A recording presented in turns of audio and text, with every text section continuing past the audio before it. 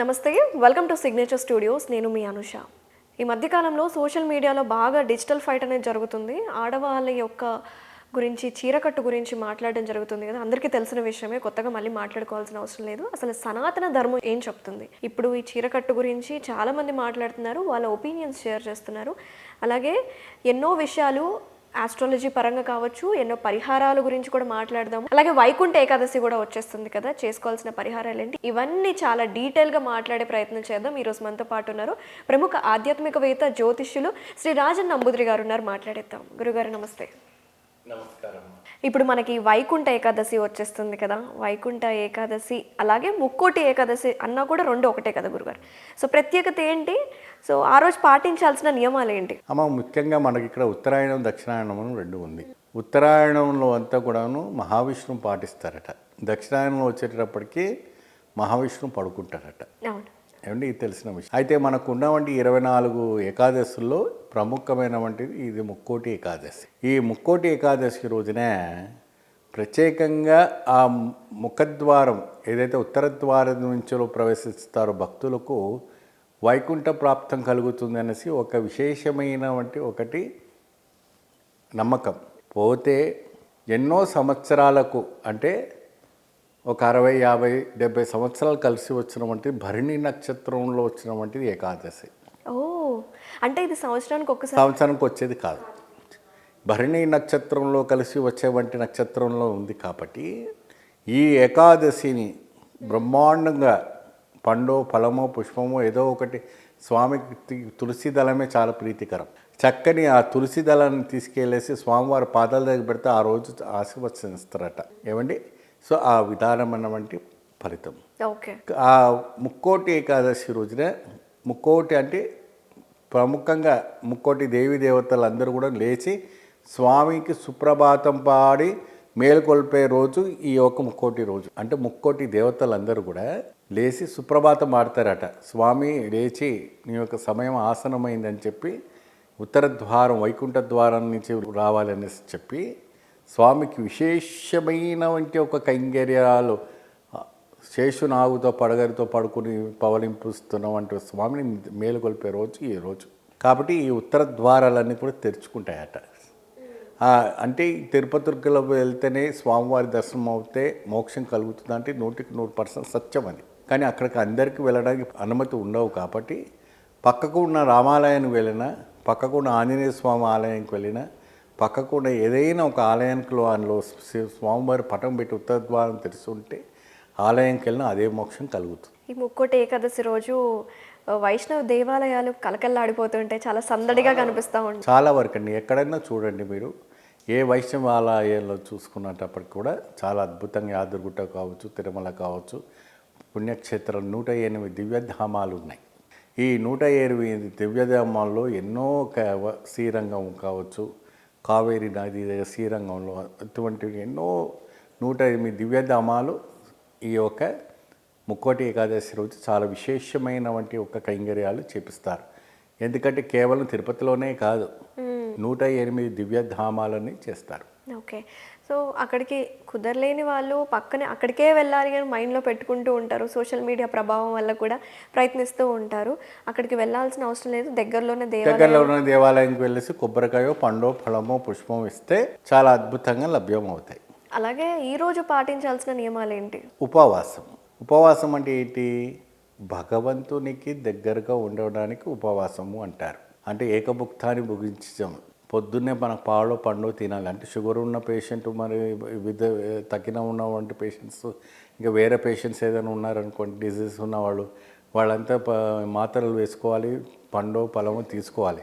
నార్మల్గా పిల్లలు ఎవరైతే ఉత్తమమైనటువంటి పిల్లలు ఉన్నారో, యూతులు ఉన్నారో, వాళ్ళంటే ఏం చేయాలంటే స్వామివారిని సంపూర్ణమైనటువంటి దర్శనాన్ని చేసుకున్న తర్వాతే ఆ ఉపవాసాన్ని నీళ్లు వదిలిపెట్టాలి, నీళ్లు తాగాలి, ఏకభుక్తంగా ఉండాలని ఒక నియమాన్ని నిబంధన పెట్టారు. పెడితే వాళ్ళకు విశేషమైనటువంటి ఒక కైంకర్యం లభ్యం అవుతాయి, విశేషమైనటువంటి ఒక ఫలితం లభిస్తుంది. వాళ్ళకు ధనము, ధాన్యము, ఐశ్వర్యము, ప్రాప్తము, కళ్యాణము, సంతానము, స్వామివారు వద్దన్న కూడా అంటే ఐశ్వర్యాలు కొంగు బంగారంగా మార్చేటట్టుగా చేస్తారు ఆయన. గురుగారు 24 ఏకాదశులు ఉంటాయి కదా, సో కొంతమంది చేసుకుంటారు, షుగర్ పేషెంట్స్ ఉంటారు, వ్రతాలు చేసుకుంటారు, ఉపవాసాలు ఉంటారు. సో ఈ సంవత్సరంలో ఈ ఉపవాసం, ఈ వ్రతము ప్రత్యేకంగా రేపు చేసుకుంటే చాలా మంచిది అంటూ ఉంటారు. అంటే ఏ రోజు పాటించకపోయినా రేపు ఒక్కరోజు పాటించాలంటారు, అది నిజమేనా? అది ఎందుకంటే 24 ఏకాదశిలో ఈ యొక్క ఏకాదశి పాటిస్తే 24 ఏకాదశి పాటించిన ఉంటే పుణ్యం పురుషార్థం కలిసి వస్తుంది. అలాగే దీపారాధన విషయం గురించి చెప్పండి గురుగారు. ఇప్పుడు చూడండి అమ్మ, ముత్తైదులు ఉంటారు, పచ్చని గాజులు వేసుకొని ఉపవాసం పాటిస్తుంటారు. స్వామివారికి పొంగలు, వడ, పాయసము అటువంటి పటాలన్నీ పటం దగ్గర పెట్టి అక్కడ వచ్చేసి మీరు బియ్యంతో తయారు చేసినటువంటి పిండి పదార్థంతో తయారు చేసినటువంటి దీపకుందులు చేయాలి. ఓకే.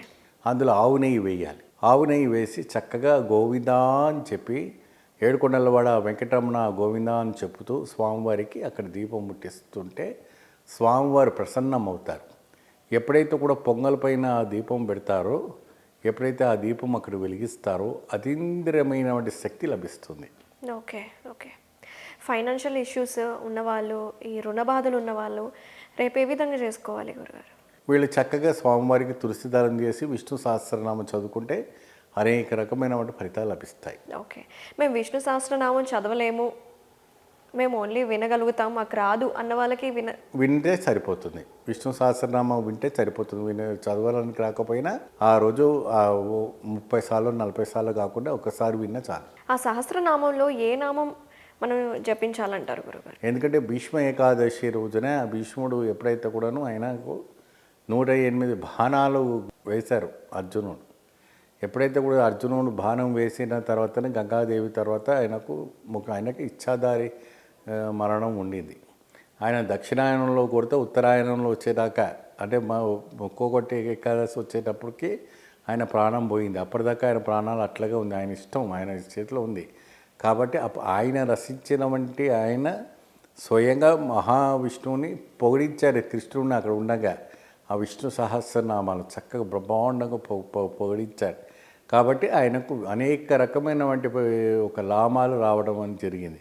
ఆ విష్ణు సహస్రనామం విన్నా, విష్ణు సహస్రనామం చదివినా, విష్ణు సహస్రనామం ఎవరికైనా మనం చెప్పినా చాలా పుణ్యం పురుషార్థం కలిసి వస్తుంది. ఎందుకంటే భాగవతంలో కూడాను బ్రహ్మాండంగా చెప్పారు విష్ణు సహస్రనామం చాలా బాగుంటుందని. అలాగే గురుగారు, ఇప్పుడు మనం మాట్లాడుకున్నట్టు 2020 సంవత్సరంలో చాలా ప్రమాదాలు, అలాగే వాహన ప్రమాదాలు ముఖ్యంగా ఎక్కువ జరిగాయి కదా. ఇప్పుడు ఈ 2026 సంవత్సరం ఎలా ఉండబోతుంది, అంటే ఏ రాశి వాళ్ళకి బాగుంటుంది? ఇప్పుడు ప్రత్యేకంగా మనం చెప్పుకోవాలంటే కూడా చాలా వరకు కూడాను వివిధమైనటువంటి ప్రమాదాలు కూరుకొని ఉంటుంటాయి. రాజకీయంలో రాజ్యం మారడానికి అవకాశాలు ఉంటాయి. మళ్ళీ అదే విధానమైనటువంటి కొన్ని ప్రమాదాలు జరుగుతూ ఉంటాయి. పొందడానికి అవకాశాలు ఉంటాయి. సో రకరకాలమైనటువంటి 25 ఎలా ఉంటుందో 26లో కూడా అటువంటి ఒక ప్రమాదాలు ఉండడానికి అవకాశాలు ఉంటాయి. కాబట్టి చాలా జాగ్రత్త వహించాల్సి వస్తుంది. ఓకే. అలాంటి ప్రమాదాలే ఉంటాయి మళ్ళీ ఈ సంవత్సరంలో? అవునమ్మా. ఓకే. ఆరోగ్యపర పట్ల విషయాలకు చూసుకున్నట్టు సో అంత ఆరోగ్యం కూడా బాగుండకపోవడం, సో రకరకాలమైనటువంటి వ్యాధులు రావటం, విశేషమైనటువంటి అలలు రావటం, సునామీలు రావటం, ఇటువంటివన్నీ జరగడానికి అవకాశాలు కనపడుతుంటాయి. సునామీలు వస్తాయా? సునామీ రావడానికి కూడా అవకాశం ఉంది. ఓకే. ఓకే. సేమ్ అదే బస్ ప్రమాదాలు మళ్ళీ ఉంటాయా? Same as it is. సృష్టి ప్రళయం ఎప్పుడు కూడా అంతంలోనే ఉంటుంది. కానీ కలియుగంలో ఇవి ఎప్పుడు కూడా చూడండి అమ్మా అంతమే జరుగుతుంటుంది. కాబట్టి ఆ ప్రభావం అనేది జరుగుతూనే ఉంటాయి. ఈ 2026లో అన్ని కూడా జాగ్రత్త వహించవలసిన విషయాలు చాలా ఉంది. అలాగే 2026 కూడా పరాభవ సంవత్సరం అని అంటున్నారు కదా. పరాభవం అంటేనే దాంట్లో కనబడుతూనే ఉంది. అహంకారానికి మూలం, అహంభావానికి మూలం. వేటిలో వస్తుందంటారు? అంటే ఇవి మనుషుల యొక్క ప్రభావం అమ్మా. ఇప్పుడు ఒక మనిషి పిలుస్తున్నాము అంటే వాడిని అందులో ఉన్నవంటే అహంకారం అనేది బయటపడుతుంది. సో అహంకారం అనేది ఆ ప్రభావ నామ సంవత్సరంలోనే ఈ ఒక ప్రభావం కనబడుతుంది. కాబట్టి అది రాజకీయ వ్యక్తిలో కావచ్చు, ఉగ్రవాదులో కావచ్చు, తీవ్రవాదులో కావచ్చు, ఇంకా రకరకాలైనటువంటి వాదులో కూడా కావచ్చు, ఇవన్నీ కూడా కనపడుతూ ఉంటాయి. అలాగే సార్, ఇప్పుడు అప్పుల బాధ నుంచి బయటపడాలంటే ఏం చేసుకోవాలి? ఎటువంటి రెమెడీస్ పాటించాలి? ఏ దేవుణ్ణి ఆరాధిస్తే కూడా మంచిది చెప్పండి. అప్పుల బాధ ఎక్కువ శాతము మధ్యతరగతి కుటుంబానికి పీడిస్తున్నామంటే అప్పుల బాధ. దీనికి ప్రత్యేకంగా సడన్గా రేపు ఏదైనా మనకు అవసరానికి 10,000 కావాలంటే జోబులో ఉండవు. ఓ 20,000 కట్టాలన్నా 10,000 కట్టాలన్నా ఉండవు. అటువంటి సమయంలో ఎవరినైనా ఒక ఇమ్మీడియట్లీగా నాకు 10,000 కావాలనేసి మనం అడిగామనుకోండి, ఆ ఎదుటి పెట్టి కూడా ఇవ్వడు. చాలా ఇదిగా ఉంటుంది ఏమండి. సో కనబట్టి డబ్బు లక్ష్మి స్థిరంగా ఉండాలంటే ఏం చేయాలి? ఇంట్లో ఒక గౌరమ్మని పెట్టుకోవాలి. ఆ గౌరమ్మని పెట్టుకొని తయారు చేసి ఆ దేవుడి గదిలో చక్కగా అక్షింతలతోని లక్ష్మి అష్టకము, లక్ష్మి అష్టోత్తరముతో ప్రతి శుక్రవారం రోజున ఆ గౌరమ్మ మీద పసుపు కుంకుమ వేసి అక్షింతలు వేయాలి. ఈ రకంగా వేసుకుంటే చాలా అదృష్టం కలిసి వస్తుంది. అప్పుల బాధ నుంచి బయటపడడానికి అవకాశం కనపడుతుంది. సో మనం అప్పు ఇవ్వమన్నమాట. ఏదో కొన్ని బిల్స్ అక్కడికక్కడ స్ట్రక్ అయిపోయి ఉంటాయి. కొంతమంది బిజినెస్ కాంట్రాక్టర్స్కి కావచ్చు, బిజినెస్ పర్సన్స్కి కావచ్చు. రుణ బాధలు, ఈ రుణ విముక్తి నుంచి బయటపడాలంటే ఎటువంటి పరిహారాలు ఉన్నాయంటారు? రుణ బాధ విముక్తి చాలా చక్కగా ప్రశ్న వేశారు. ఎందుకంటే ఇప్పుడు ఆపదలో ఆదుకోవడం కోసం మన ఇంటికి ఎవరైనా వస్తారు. ఆ సమయంలో కళ్యాణానికో, దానికో, వివాహానికో, గృహప్రవేశానికో, ఇంటికో, ఇంక వాహనం కొనడానికో, ఇంకేదైనా కార్యక్రమం చేయడానికి కోసం డబ్బులు అడుక్కొని వెళ్తారు. వెళ్ళిన తర్వాత వెంటనే ఇవ్వడం అంటే కాని పని, అంతే కదమ్మా. కాబట్టి ఈ సమయంలో నేను 3 నెలల్లో మీకు మీ డబ్బులు మీకు నేను తిరిగి ఇస్తాను అంటే చాలా సంతోషంగా మనం ఇస్తాం. 3 నెలలు పోయి 3 సంవత్సరాలు అయినా కూడా సిల్లి కానుక ఇవ్వకుండా జరుగుతూ ఉంటుంది. అటువంటి సమయంలో భక్తులు ఏం చేయాల్సి వస్తే చాలా హృదయమైనటువంటి ప్రశ్న. వీళ్ళు ఏం చేయాలంటే ఉసిరికాయ దీపం తులసి చెట్టు దగ్గర చక్కగా ప్రతి శుక్రవారం, మంగళవారం రావుకాలం విశేషంలో పసుపు బియ్యపిండితో తయారు చేసినామంటే ముగ్గు చక్కగా శ్రీచక్రం వేసి ఆ శ్రీచక్రపు ఆకృతితో తమలపాకు పెట్టి ఆ తమలపాకు పైన ఉసిరికాయ పెట్టి ఉసిరికాయని కాస్త తలపైన దువ్వి దానిపైన నెయ్యి దీపం పెట్టాలి. ఓకే. అలాగా ప్రతి వారం అలా 11 వారాలు 20 వారాలు అట్లా పెట్టుకుని పోతుంటే మీ రుణ బాధ ఎక్కడి నుంచి అయితే బిల్స్ ఆగిపోయినా, మీకు ఫండ్స్ ఆగిపోయినా, ఎవరైనా ఎత్తుకుపోయినా అంటే ఇంటికి వచ్చి తీసుకుపోతూ ఉంటారు. సో అలాంటి వాళ్ళు తిరిగి మీకు ఇవ్వటం జరుగుతుంది. ఓకే. అలాగే ఇలాంటి ఈ రుణ బాధలు ఉన్న వాళ్ళు ఎటువంటి స్తోత్రం మనం జపించుకుంటే మంచిది? ఇది వచ్చేసి వారాయణి స్తోత్రం చదివితే చాలా విశేషమైన ఫలితం లభిస్తుంది. ఓకే. ఏంటి గురుగారు అది? వారాయణి అష్టకం చదివినా, వారాయణి స్తోత్రం చదివినా చాలా అద్భుతం. ఎన్ని రోజులు? 41 రోజులు.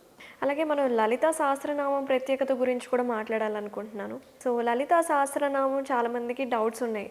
ఏంటంటే చదివినప్పుడు ఒకటే దగ్గర కూర్చొని చదవాలి, ఒకటే టైంకి మనం చదువుకోవాలి అని మాట్లాడుతూ ఉంటారు. అది ఎంతవరకు కరెక్ట్ అంటారు?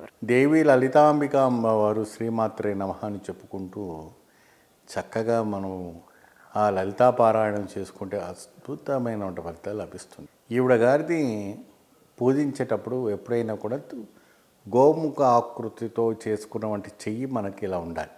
ఆ గోముఖ ఆకృతితో ఉన్నటువంటి చెయ్యితో కుంకుమ ఉంటుంది కదా, నాగసింధూరం కుంకుమ. ఆ నాగసింధూర కుంకుమతో చక్కగా మీ ఇంకో ప్లేట్లో పెట్టి శ్రీచక్రం ఉంటే శ్రీచక్రం పైన వేయండి.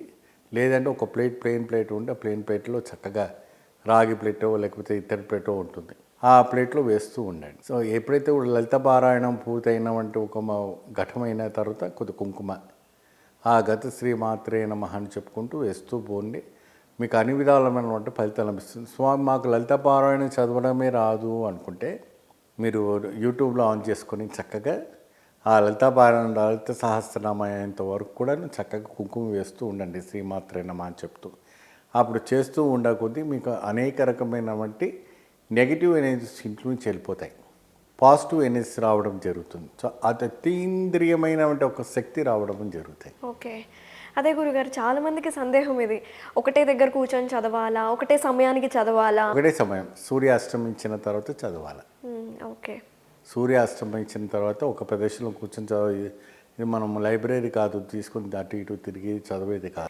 సో నా ఉద్దేశం ఏంటంటే చాలామంది 6ంటికి స్టార్ట్ చేశారనుకోండి, కొంతమంది కుదరదు 6ంటికి, అదే నెక్స్ట్ డే ఒక 7 o'clockకి స్టార్ట్ చేస్తారు. అలాగా గంట సమయం తేడా అలా తేడా ఉన్నా ఏం కాదు, చక్కగా చేసుకోవచ్చు. ఇంకోటి గురుగారు, మీరు ఎప్పుడు చెప్తూ ఉంటారు కొన్ని పరిహారాలు ధర్మ సందేహాలు క్లియర్ చేస్తూ ఉంటారు.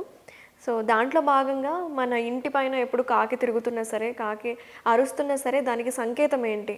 ఎప్పుడైనా కూడా ఒకరి ఇంటి పైన కాకి తిరుగుతుంది, కాకి వాలుతుంది, నిరంతరంగా ఒక ప్రభావకంగా ఉంటుందంటే ఆ ఇంట్లోకి బంధువులు వస్తున్నట్టుగా ఒకటి సంకేతన. రెండవది వాళ్ళ ఇంట్లో ఏదో ఒక చెడు జరుగుతున్నట్టుగా. రెండు ఇది ఉంది, పక్షుల శాస్త్రంలో లిఖించబడి ఉంది. ఎప్పుడైతే కూడాను ఆ కాకి ఆ ఇంటిపైన వాలుతూ ఉంటుందంటే అక్కడ ఉన్నవంటి ప్రాణి ఎవరో పోతున్నట్టుగా అనుకోవడం ఒక సిమ్టమ్. ఓహో. ఇంకోటి ఏంటంటే బంధువులు వస్తున్నట్టు ఒక సిమ్టమ్. అయితే మూడవది ఎవరైనా చనిపోయిన తర్వాత వాళ్ళు కాకి రూపాన్ని వచ్చి అక్కడ వరుతున్నట్టుగా పితృలు వాళ్ళకి ఏదైనా మధ్యాహ్నం వేళ పిండ ప్రదానం పెట్టడం కానీ అటువంటి ఏం చేసుకున్నా మనం చేసేవంటి భోజనం ఏదైతే ఉందో అది అక్కడ పెట్టడం అని జరిగితే ఆ కాకి ఏం చేస్తుందంటే ఆ నీళ్లు తాగి చక్కగా ఒక కప్పులో నీళ్లు పెట్టి ఆ పిండం పెడతామంటే అది తినేసి వెళ్ళిపోతుంది. అంటే ఆతృత, చూడాలని, బంధువులను చూడాలని ఆతృత. ఆ ఆత్మకి ఏంటంటే నా ఒక కోడల్ని, కొడుకుని, మనవని, మనవరాల్ని, కూతుర్ని, ఆ ఇంటి మీద ఆశపోకుండా ఆ కాకి ఏం చేస్తుందంటే ఆ ఒక ఆవి రూపంలో వచ్చి దాంట్లో ప్రవేశించి ఆ ఇంటి చుట్టూరున తిరుగుతూ ఉంటుంది. ఇన్ని రకాల కాకిలో ఇన్ని రకాలుగా ఉంది. కాకి ప్రముఖంగా వాహనం వచ్చి శనీశ్వరుని వాహనం. కాకి నెత్తి మీద తాకిన, కాకి వచ్చి పొడిచిన వాడు ఇమీడియట్గా పరిహారం, శని పరిహారం చేసుకోవాలి. శని పరిహారం, శనీశ్వరుని పరిహారం అంటే యజ్ఞమో, హోమమో, జపమో, తపమో చేసుకుంటే అనేక రకమైనటువంటి ఒక తత్వం రావటం అని జరుగుతుంటాయి. Okay okay. సో ఇది విషయం. కాకి రోజులు ఉన్నటువంటి సామెత ఇది. అందుకే ఎప్పుడైనా కూడాను అమావాస్య రోజు కాకి పిండ ప్రదానం పెడుతుంటారు. పెడుతుంటారు ఎందుకంటే పితృదేవతలు తిని ఆశీర్వదిస్తారనేసి గట్టి విశ్వాసం. ఓకే. మీరు శ్మశానికి వెళ్ళారనుకోండి, చుట్టూరు కాకిలు ఉంటాయి. అవును. కాకి ఇంట్లోకి వస్తే దానికి సంకేతం ఏంటి గురుగారు? శనికి సంబంధించిన విషయమే. లేకపోతే మన పితృదేవత లోపల ప్రవేశించి చూశారు, మన ప్రజలను చూసినట్టుగా అనుకోవచ్చు. దానికి పరిహారంగా మనం పైన టెర్రస్ పైన వెళ్ళి 5 రకాలైన పిండి వంటలు చేసి ఆ చనిపోయిన వాళ్ళు ఎవరైతే ఉన్నారో వాళ్ళకి నైవేద్యం పెట్టి పైన పెట్టేసుకుంటే సరిపోతుంది. గురుగారు, నేను కళల గురించి మాట్లాడాలనుకుంటున్నాను. చాలామంది రాత్రిపూట ప్రతిరోజు కొంతమందికి అట్లీస్ట్ 3-4 రోజులు కంటిన్యూస్గా పాములు కల్లోకి రావడము, పాములు ఇలా పడగ విప్పినట్టు ఇలా కళ్ళు వస్తూ ఉంటాయి. దానికి సంకేతం ఏంటి? అయితే ఎప్పుడైతే కూడా స్వప్నంలో పాములు వస్తున్నాయి, ఆ మనిషికి సర్పదోషం ఉన్నట్టుగా. ఓ. సర్పదోషం ఎందుకు ఉంటుంది? జన్మ నక్షత్ర దోషం ఉంటే అటువంటి ప్రభావం కనపడతాయి. ఆ జన్మ నక్షత్రంలో ఎప్పుడైతే కూడా వీళ్ళు శాంతి చేయలేదు, ఉపాసన చేయలేదు, ఎటువంటి దాన క్రియలు చేయలేదు, ఎటువంటి ప్రక్రియలు చేయలేదు, అటువంటి సమయంలో ఈ మనిషికి ఏమవుతుందంటే ఎప్పుడు కూడాను పాములు వెంటనే ఎప్పుడు నిద్రపోయినప్పుడంతా ప్రతి అమావాస్యకో, పౌర్ణమికో, లేదంటే అష్టమియో, నవమియో, దశమో, ఏకాదశి 2 తిథులు వస్తుంటాయి.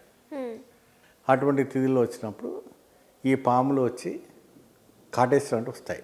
తర్వాత బిడకు చుట్టినట్టు, కాలుకు చుట్టినట్టు, పరుపులో జొరిగినట్టు, ఒంటి మీద అంతా పాకినట్టు అలాంటి అన్ని కళలు వస్తూ ఉంటాయి. సో అటువంటి కళలు వచ్చినప్పుడు వీళ్ళు ఏం చేస్తారంటే అర్ధరాత్రిలో లేచి భయపడి కూర్చుంటారు. ఎవరికైనా పాములు అంటే భయమే కదమ్మా. ఉదయం లేచి బామ్మగారికో, తాతగారికో, నాన్నగారికో, అమ్మగారికో చెప్తారు, అమ్మ మరి నాకు ఇలాంటి కళలు వస్తున్నాయంటే అప్పుడు వెంటనే ఒక గురుజీనో, స్వామీజీనో సంప్రదించాలి. దీనికి ఎటువంటి పరిష్కారం చేస్తూ బాగుంటుంది. ఊరికే తరచూ మా పిల్లలకి పాములు కళలు వస్తున్నాయి. అప్పుడు వీళ్ళు ఏం చేస్తారంటే పరిహారం వచ్చేటప్పటికి 2 నాగు జడల పాము రాయి ఉంటుంది కదమ్మా, ఆ రాయి విగ్రహాన్ని స్థాపన చేయాలి. ఆ స్థాపన చేసిన తర్వాత చవితి రోజున, నాగల చవితి వస్తుంది, పంచమి రోజు వస్తుంది కదా, పంచమి చవితి రోజున ఈ 2 రోజుల్లో ఎప్పుడైనా ఈ తిథుల్లో మీరు ఏం చేస్తారంటే ఈ నాగుపాముని ప్రతిష్ఠ చేయాలి. అప్పుడు ప్రతిష్ఠ చేసి మీకు ఈ దోషం పోతుంది. ఓకే. ఒకవేళ ప్రతిష్ఠ చేయలేని వాళ్ళు ఉదయం పూట మనం చేసుకోవాల్సిన పరిహారాలు, ఇంట్లో చేసుకోవాల్సిన పరిహారాలు సింపుల్గా ఏమైనా ఉంటే కూడా చెప్పండి. పరిహారం అంటే ఇప్పుడు ఏం చేస్తారంటే వెండి పడగలు దొరుకుతాయి, నాగపడిగలు వెండివి దొరుకుతాయి, చిన్న చిన్న సైజు కూడా దొరుకుతాయి. అవి తీసుకొచ్చి ఇంట్లో పాలు, పెరుగు, తేనె, పంచామృతంతో అభిషేకం చేసి చక్కగా ధూపదీప నైవేద్యం పెడితే ఆ స్వప్నాలు రావడం ఆగిపోతాయి. అలాగే కళల గురించి మనం మాట్లాడుకుంటే కొంతమందికి సింహాలు కూడా కల్లోకి వస్తూ ఉంటాయి, అలాగే పక్షులు కల్లోకి వస్తూ ఉంటాయి, ఎక్కువగా గద్దలు కూడా వస్తూ ఉంటాయి. ఒక్కొక్క దాని గురించి మాట్లాడుకుంటే గద్ద వస్తే దానికి సంకేతం ఏంటి? ఇప్పుడు ఒక మనిషికి నిద్రిస్తున్నాడు, వాడికి ఆ ఒక పూర్వజన్మ వాసన ఎప్పుడైతే కూడాను ఆ జీవిని చంపాడో, అంటే సింహాన్ని చంపేంత వీడు పెడితే ఎవరు పుట్టకపోవచ్చు, పక్షులను చంపుతారు, పక్షులను వేటాడతారు. సో అటువంటి అన్స్పాట్గా అనుకోకుండా బండి కింద పడిపోతూ ఉంటుంది. అవును, అవును, అవును. ఇదంతా పూర్వజన్మ వాసన. ఈ పూర్వజన్మ వాసనలో ఆ పక్షులు అంతా కూడా కళ్ళలో రావటం అని జరుగుతుంది. అప్పుడు ఏం చేయాలంటే ఎప్పుడైనా కూడా అమావాస్య రోజు పిండ ప్రదానం చేయాలి. పితృదేవతలకి? పితృదేవతలు కాదు, పక్షులకు అయ్యే బ్రాహ్మణునికి చెప్పి పిండ ప్రదానం చేసుకోవాలి.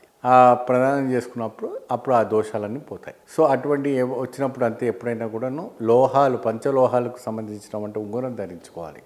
రాగి, వెండి, బంగారము, కంచు, ఇత్తడి, ఇవన్నీ కూడా మిక్స్ చేసినటువంటి లోహం, పంచలోహం ఉంటుంది.